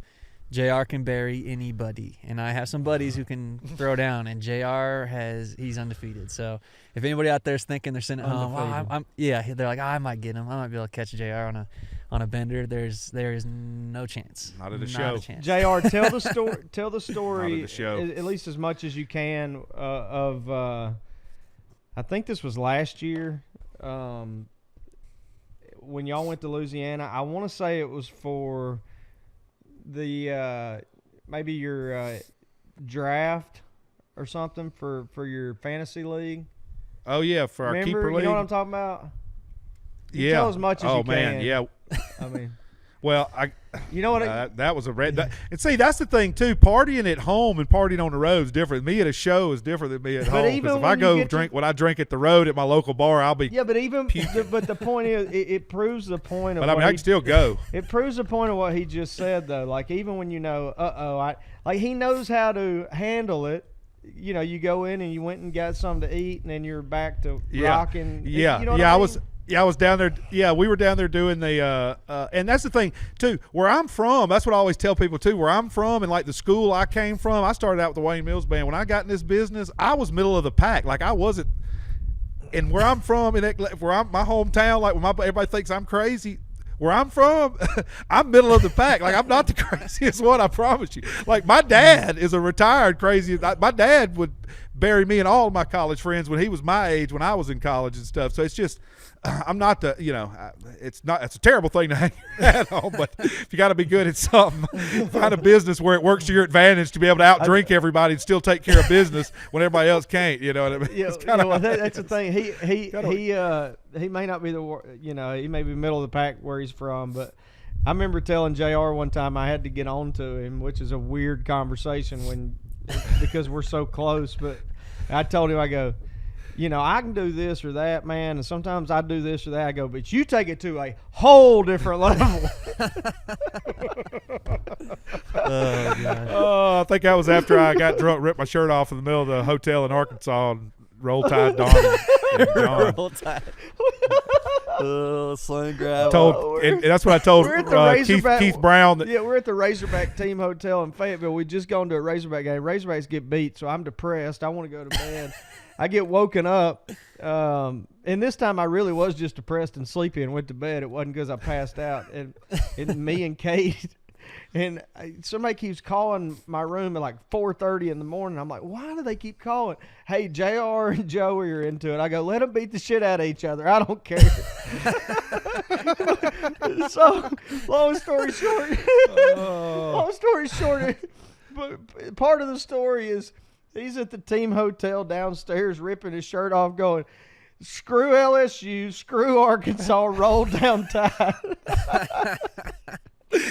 And I promise you, everybody that's listening to this from the state of Alabama is not there going, yeah, I mean, what are you supposed to do? Yeah, what? Yeah, and? I see nothing wrong with that. Oh, man. That was the night. That night started off with a nice dinner when Keith Brown was going to treat us all to a nice round of shots. Oh, my gosh, and they brought us a couple of trays of Fireball.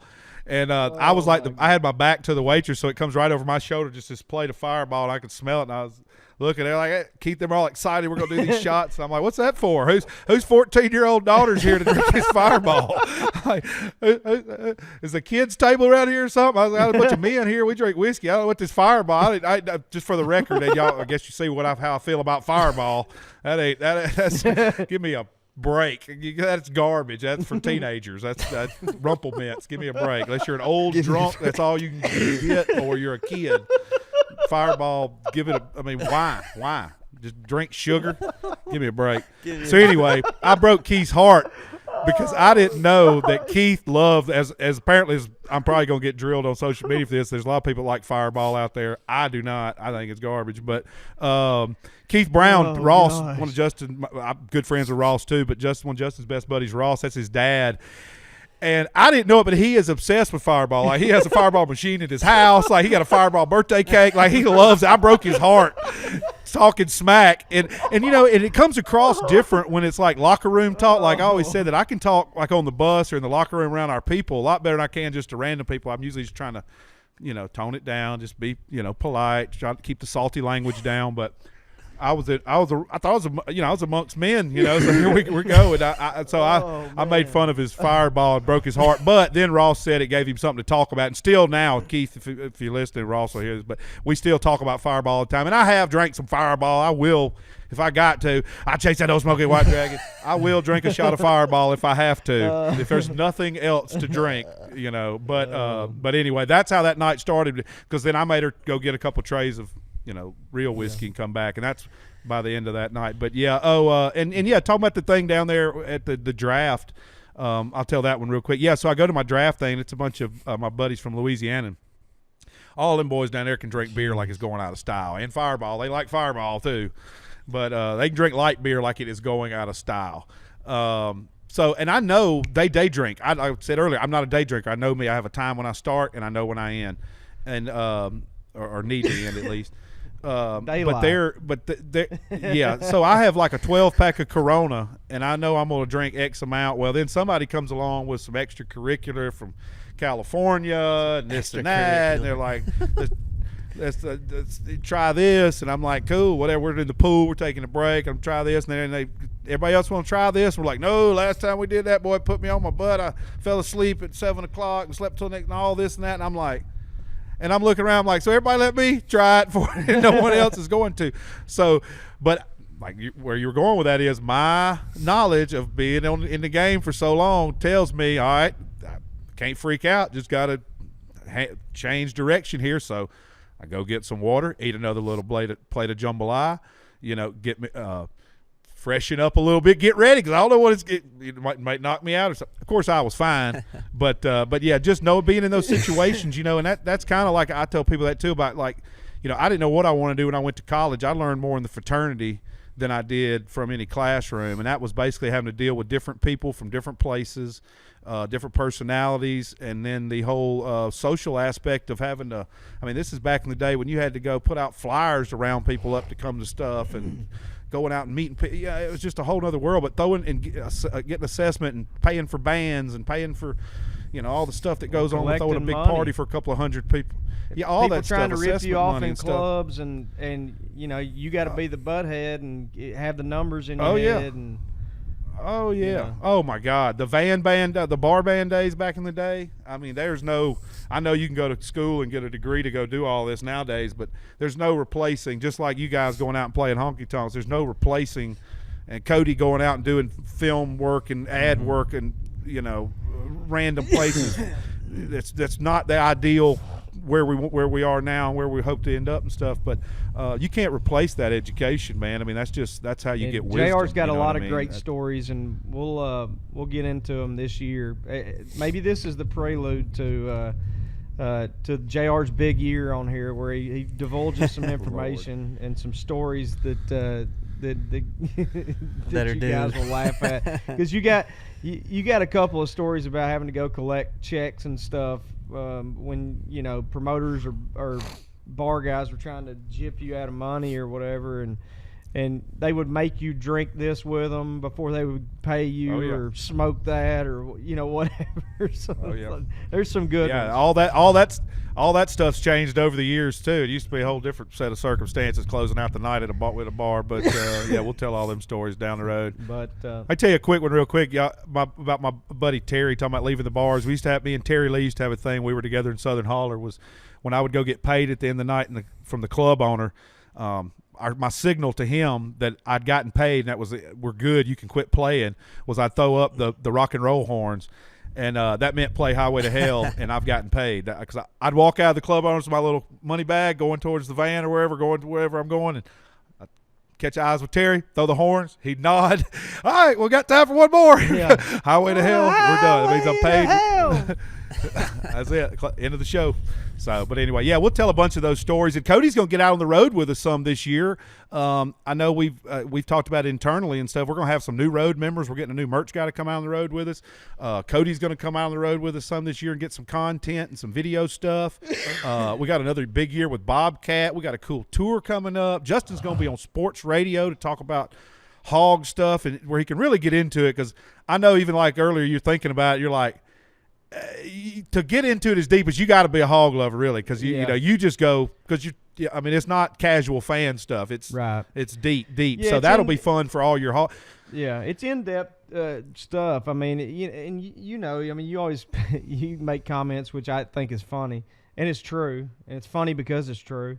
Like I know like who we're recruiting in volleyball and stuff, like just crazy stuff. Because and her brother's in 8th grade, and we're looking at him too at baseball. Yeah, so that and you're not lying. You're not making it up just to talk either. You're. I mean, that's what I'm into. That's it. And I know a lot of our listeners here and viewers here on the podcast are hog fans, even though they may not live in the state of Arkansas. They came from there, or just passionate fans from other places. Because I've gotten a ton over the past couple of weeks since you made the announcement that awesome, looking forward to it. Hog fan from Michigan, Woo Pig from Alaska. I mean, stuff like that. So I think that's going to be cool for the fans of this that want more sports than say Maddie and our friends that don't want to hear us talk about. And there's sports other, I mean, obviously we'll talk about NFL and we'll talk about the whole college baseball landscape, not just Razorbacks. Yeah. I mean, obviously it's a lot of Razorback stuff because it's in Little Rock, Arkansas, but I would encourage people, check it out. It may be your thing, it may not be, but hey, give it a listen, see what you think, and obviously it'll be really heavy Razorback stuff the first couple of days. Because we're obviously at the bowl game, and that's what that we're there to cover. But it's kind of like barbershop radio, if you will. It feels like you're overhearing a conversation that you shouldn't be or something, which is a little bit of what this is, I think. So Right. Like you're having a men's breakfast or at the cafe down or on the corner. Right. Right, in the town and talking about Friday night football Exactly. or the team or the local team. Right. Yeah, that makes sense. That's awesome. yeah. So that'll be good. And then everybody that everybody continue to use the hashtag Justin Moore Podcast. Send us in those questions, comments, ideas. This is a good time too because we're going to take a couple weeks here. We're going to be back in January. I'm sure we'll give y'all some updates on that when we're going to drop the first episode. We're going to retool a little bit, a few things, but this gives y'all a chance to send in those comments and suggestions because some of these segments we've done, I know we've been all over the place last couple of years, and we're still trying to figure this thing out. But let us know what you like. Let us know what you didn't like. Let any of that kind of stuff, and Cody and I will compile it and try to go over it and try to get a good game plan together before we kick this thing back off. And maybe your input will be some that's used in that reformatting and anything we do. I know I'm gonna redo my studio again. I have to redo it for every year. Oh yeah. And yeah, so continue to do that and let us know because different guests we may have on. Still taking those and still want to have a big Q&A section for people. And we're liable to do something like we did. I want to say shout out to KC Pinetar for coming on week before last. He was great. Yeah, I've had several people, and hopefully he's listening. Thank him again. Also, appreciate you coming on, brother. Really enjoyed it. But I've had several people, around home that always listen and said, "Man, that fan that came on, he was really impressive. Well spoken, knew his stuff, educated." I mean, a lot of people said, "Man, he sounded like he's been doing this for years," and I couldn't have agreed more. So appreciate him coming on and his support, and hopefully he enjoyed himself, and look forward to seeing him at a show next year for sure. So yeah, and we'll probably do something like that contest. We'll do several things like that throughout the year, so be listening. Remember to get your name in the hat every time you do a review or write a comment or a question or share something or like something. We're gonna dial all that in a little better this year too, and so continue to do that. We appreciate it. You can go to justinmoremusic.com, look at all these things as they come out with Justin's tour next year, the new music coming out. I know we got the vinyl coming out in February and a new album after that or somewhere this next year, and links to all that kind of stuff and the merch and all that fun stuff. And I know some people have asked about the podcast merch. Yes, we were out of shirts, but I talked to our merchandise manager in Nashville, and they're back. So we have podcast shirts available now on Justin's website as well. So y'all remember, check that out. Go to jrthehandler.com. You can check out anything on My World. I'll make sure to put all these videos up on the front page. So if anybody wants to just go to that and watch these YouTube videos of the podcast each week, you can do that. And Cody, I was going to ask you, this kind of leads into that, for the ranch. We got a website up? Where can people buy these sweet hats? Yeah, so I've been freaking busy, so I don't have a website up yet, but Instagram I have up, so you guys can go there and start following that. I'll start dropping some pictures and stuff, and I think we're gonna just run it like a drop, like a certain quantity per drop kind of deal, and just do like a specialized, like we'll drop a certain type of hat or something for a limited edition, and then so on and so forth. And I want to even do I wanted to get some boots going, like some Ariat boots, and then just brand the brand onto the boot and that kind of thing. So we'll have a bunch of cool stuff coming out, and obviously you boys will be all decked out in it. So if you see us rolling down the road, you'll see. I need some more of the hats. I know. I actually have the one you wanted, that black on black camo one. I have it ready for you. Yeah. Oh yeah, sweet. Yeah. So that one's locked and loaded. But anyways, yeah. For those of you out there, it's like back to just the whole purpose of it is like it's pretty much just low key. Confident little swagger, just like my grandpa was. He's all about 5'0" and just had his shit down to a T. So anyways, it's just kind of a low key brand, and it looks cool. And when I had these hats made, it's kind of funny. It was in a store, and a random customer walked up and started trying them on and stuff. So for whatever reason, it's kind of a cool, appealing little look. So people always ask about it, and if you want to get on board with it and support the brand, freaking hit me up. So just another way to keep his legacy alive too. Exactly. Yeah, just keep it rolling. Right, get the thing growing, and then figure out a foundation to send some proceeds to in his name, and keep stuff going. The local agriculture scene, or the something like that he would want you guys to support, and that way you can partner in with them and get it going. That's awesome, buddy. Yeah, I love it. I look forward to getting more, and I want to get out there. I know Justin's been out that way and played golf when we were in Reno that time, I think. But I want to get out there to the ranch. I know we've got some dates out west. Hopefully the country straightens on up and we get to go do them everywhere this year. And I want to get out there and visit it. So maybe not in the blizzard. I was going to say, I mean, it's fun to visit this, but definitely you got to hit it in both seasons. You got to hit it in the summer, go up to Tahoe and check that out. And then you got to hit it in the winter too, just because it's a winter wonderland this time of year. So you got to make 2 trips. Do you have, how far is the closest place to snow ski? 15, 20 minutes up the hill. Tahoe, right? Yep, Really? exactly. So if you it's hard to describe, Tahoe. but That's we're right. probably at what, 6,000 feet elevation right here, 48-ish, and then up 62 up to the top. So it's a huge change in elevation in the matter of a couple miles. And the whole Sierra Nevada range right here holds up Lake Tahoe, so it's kind of a quick little jog up the hill, and you're literally in Olympic skiing and snowboarding, which is pretty crazy. Yeah, we actually we're going skiing a couple times here in the next 3 months, and Tahoe was one of the ones that we looked at going to just because I haven't skied there. I was gonna say, if you ever do, dude, hit me up. We got some cool connections with the gondola and stuff at Heavenly Village. So that would be awesome. Sick to check out. Definitely need to do that. So, well, boys. Well, Cody, I know one thing we've got to do here. We've done with everybody we've had on so far. We got to keep that tradition going.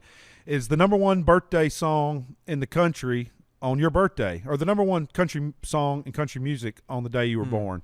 And for Cody, who he knows how this goes, he listens to us, he edits this podcast every week and knows exactly how this goes. Probably knows it better than I. He told me he didn't. I asked him, did he check? He legitimately said no. have So not Cody, checked.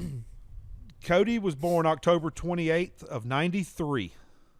So, Just, do you want to, either one of you guys want to take a stab at what October 28th of 93, and it's a banger Alan too, buddy. Jackson. You go ahead first. Is it anything, Alan? No. Not AJ. Is it male or female? It's a male. I'm gonna guess. 93. Friends in Low Places. Ooh. No, it's an alpha male.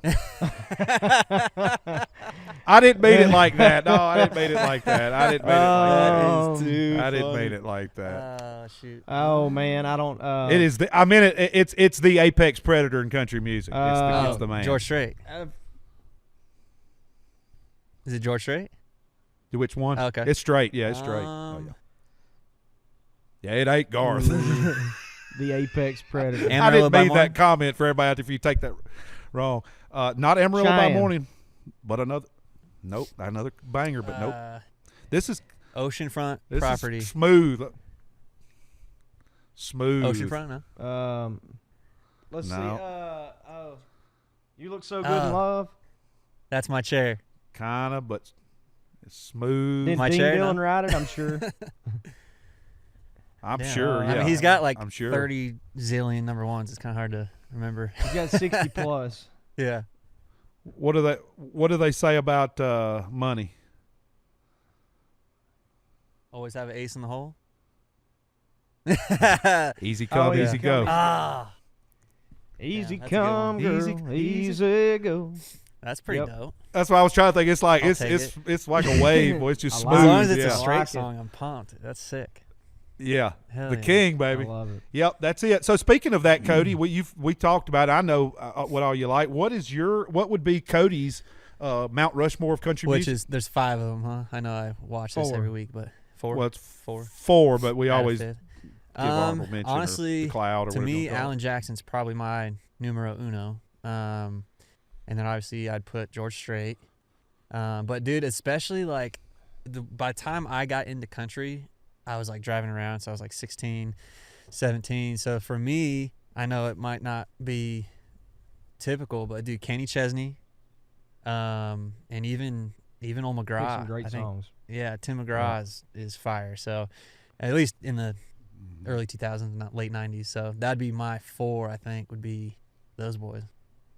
I like it. But I mean, those are straight out hard hard. to I mean, beat. those are pretty expected, but Yeah, who would be someone that people wouldn't know that you? Dude, Shania Twain. My mom used to jam Shania Twain. You love Dude, some Shania. Yes. What's that? Man, I feel like a woman. Like, dude, come on. Yeah, that thing's sick. Hey, that beat, it's fire. I'm gonna tell you right now. In about 98, 9, whatever, when she came out in the video for Any Man of Mine, she's showing her stomach and the jeans. And Yes, sir. I was probably Strong. I was probably when I was Strong. I don't know, 16, 18, whatever it was. Whenever that was. Jeez. Yeah, what's the one when she's riding the horse on the beach? Oh, Get outta here. yeah, I know what you're talking about. Good Yeah. mess. Cody, you're in the scene. You're a lot more plugged in the Nashville scene and the young scene there than we are. Definitely more than Just is, and me too, because I only get the little bit that trickles down here, and when I get to Nashville, which is not that much these days, but you're all embedded in it. Who would be some of the young guns coming up that you're watching that you really like what they're putting out right now so far? I mean, obviously, I got to plug the homies, Heath Sanders and Scott Stevens, who we're working with. Yes. And Both we got solid, some strong, legit. Teasers and big announcements coming out. They have to deal with Justin as well with them, so that's pretty cool. We need to get Scott on here. Nice. I know, we need to. I've been waiting until the things come to fruition, and then we'll drag them on here. But honestly, hey, before I forget real quick, speaking of that, Justin, Dylan Carmichael, I told him you've had some stuff going on, but he wants you to sing on the song too. I probably shouldn't tell this on here, but hit him up when you get a chance. He texted me again. I told him you were I said you had stuff family, and I said Stover's still butthurt about Georgia losing to Bama, so we'll get back at you. So anyway, I didn't want to forget that while you had mentioned him singing on no, stuff. you know who's yeah, Scott Scott's a wild man, but I love his vibe. And Heath got that voice that's just there. It's just there. And you know who I was actually impressed with recently, and I got to see live and blew me away, was that Cameron Marlowe. I don't know if you guys have tapped into his stuff yet, but he's pretty strong. And then Justin and I both independently each kind of became slowly fans of Parker McCollum, and then we obviously had him on the podcast and stuff, so that was pretty cool. But yeah, I think he's on his way to becoming something pretty cool. But yeah, as far as new guys, those would be my two couple. Obviously, there's the buddies like Roman. I don't know if you guys remember Roman. Came out a couple times with us. But he's out there chipping away. But yeah, obviously the Riley Greens, those are can't miss. And then like JR, I don't know if Justin told me the other day, which the fans are probably gonna be butthurt at Justin for this. Justin hasn't dove into Morgan Wallen's latest album, the one that was breaking all the records. Unless you have recently, Justin. I ain't either. Neither of you have? I had neither. Dude, you guys are missing. Only song I heard, the last song of his, and I love Morgan. I just ain't listened to much music lately in general. But there was one, I think it might have been off this album, the one Country Ass Shit. Fire. Oh yeah. I did like that song. I like it. I heard one the other day. Sharice, my wife, likes his stuff, and there was a song the other day, and she was singing. I said, "That's Morgan, isn't it?" And she says, "Yep." I said, "I could catch the voice," and I was like, "I like it too." So I like his stuff. I hadn't dug into it either. We need to though, don't we? I heard Country Ass Shit when we were writing for my last album. A guy that I was writing with that we all know who co-wrote that, and he's like, "This is the most ridiculous thing ever." I'm saying, "You're telling this to a guy who wrote a song called I Could Kick Your Ass," but he played it for me, and I would have straight up cut that song if Morgan didn't. Yeah, it's fire. But it's just pretty cool stuff. Pretty cool. So I've heard that one, and I've heard funny. the sand. Sand in My Boots. Yeah. Sand in My Boots. Sand in My Boots. I think that's the one I heard. That's a good tune. But other than that, I mean, you guys know it's hard to get me to email somebody back just because with the or send me 4 pictures. kids and I mean, y'all are busy as all. People ask. Y'all are busy as all get out, and y'all are just between the two of y'all. You got to look out for is one wife. Imagine having a wife and 4 kids. People ask me all the time, "What's Justin listen to? You know, what's he listen to? Does he know about this?" I said, "Dude, I can assure you, if he's at home, it's either on the sports channel or it's the same classic country channel he's always listened to. And if it's on the Spotify or something, it's on the John Connolly channel. Yep. And that's or it's on sports stuff or Howard Stern. That's but the thing is, I say he just listens to old country. I mean, that's just what you listen to. You listen to classic country. And it's not that it's not really meant to be a knock on anything else. I mean, it's just what I like, and I get so little time to even listen to that stuff because I just don't have time to where I can have time alone just to that I'm like, well, I know I love this, and I ain't heard that in years. I want to hear that. You know what I'm like? Yep.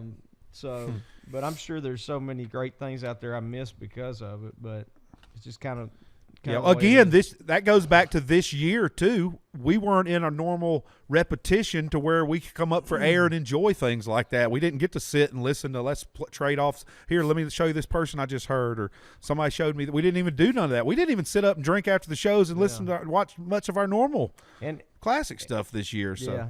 For sure. But so maybe this year we'll get back into that. We can get caught up to speed on some because I know that I catch some here and there. Yeah, I'll catch you guys out. Usually, if I'm introduced to something, it's from one of you two guys. To be honest with you, like a friend of mine, were doing some stuff the other day on his farm, and he was playing Charlie Crockett, and I'm like, I love this guy. Yep. And he's like, you know about him? I said, yeah. JR introduced me to it. And he's like, I love this guy too. And so anyway, we were having a conversation about him. So there's some stuff that seeps in, but it's few and far between. But anyway, well, Cody, thanks, brother. Tell you folks, hey, and hit me up for New Year's because obviously we'll be there. I'm going to be there for like 4 or 5 days, or here as you're here. Yeah, we'll link up. So let me know. But we're about to. I don't know what you guys are getting into this evening, but we're taking the kids to go walk around downtown Hot Springs to see the Christmas lights and stuff because we didn't do it before Christmas, and maybe go get a pizza or something. Nice. So. Yeah, I want to quick. I want to drag my dad out to show you his shirt he's wearing. I don't know if he showed you earlier. Come show him your shirt. God. It's dope. Shout out to Justin's favorite pizza place in Malvern. Can you see me? Yeah, you can we see won't be going there. Yeah, he is. Hey, Pops. Let's go. Here's the ones that make it back home. I love it. Oh, yeah. I love it. Rocking. I love the it. Team. I love it. It's the other thing. It's just better generation right there than us. He's wearing a T-shirt and a jacket in like 10-degree weather. That's You're right. Just not even phased. He's got like work clothes on. Doesn't even phase him. I'd have coveralls and just built different. Yeah. Blankets. It's hilarious. So. Well, yeah. Thanks for having me, guys, and that's fun. I'm glad I got to bring on the cattle brand, and appreciate it. And season finale of the great year of the podcast. Let's do it again next year. Yeah, and everybody out there, have a great New Year. We won't see you or hear from you or talk to you until it's 2022. And thank you guys for a great year, not only on the road but with the podcast. And hopefully you enjoyed it as much as we did. Again, hope you had a great Christmas, and wish you a wonderful New Year. And can't wait to see you out there soon. Yep. Absolutely. Thanks, everybody, for tuning in and tuning out and hanging out here with us on the Justin Moore podcast. It's been a great year here on season 3. Looking forward to doing it again next year. So like Justin said, have a happy and safe new year, and we'll see y'all next year here. Maybe we can get Cody to come back on and pull some of these memories up and some stories out. I know we got a bunch we didn't get to, so maybe we'll kick off next year where we left off. Cool. For sure. Thank y'all. Y'all be safe out there. We'll see y'all down the road soon. See y'all. Quitting time. Time to disassemble this assembly line. Yeah, you need to go warm up, brother. Cheers, y'all. Hey guys, today's podcast is sponsored by Bobcat Company. Check them out at bobcat.com. For any of you first-time listeners out there, at the end of each of our episodes, I like to do a little reading out of a book I've had that I've got a lot of use out of over the years. The book is by Mr. Charlie Daniels, and the book is called Let's All Make the Day Count, The Everyday Wisdom of Charlie Daniels. Number 33, go for it. But as for you, be strong and do not give up, for your work will be rewarded. Chronicles 15:7. You feel like you deserve a promotion or a raise, but you won't ask because you're afraid they'll say no. You feel the need to make a major move in your life, maybe by changing jobs or moving to a new location. You know there are opportunities out there for you, but you're afraid to get out of your own comfort zone and seek them out. You have an innovative idea, but you're afraid to approach the people who can help you and present it. You're afraid of being rejected or laughed at. And the truth of the matter is that you may well be told no, make the wrong move, or job change, or be ridiculed or laughed at when you show your idea to someone. I have been laughed at, I have been ridiculed, and have even been made fun of a bunch of wrong business decisions. But taking no for an answer or giving up on an idea I believe in just because someone else doesn't like it has not been an option for me. There's an old saying that I very much ascribe to when someone says, "You can't do that." My response is, well, I wouldn't feel right if I didn't try. The truth is that you will never know what you can accomplish until you give it your best shot. Please don't get me wrong. I don't blame anybody for playing it safe, staying close to shore, or only betting on the sure thing if that's what it takes to make them feel secure. But how many people in their advanced age sit and dream about the time in their youth they had the chance to leave town with the circus and decided to stay home? If you don't believe in yourself, no one else will. People who believe in themselves are willing to take chances. Let's all make the day count.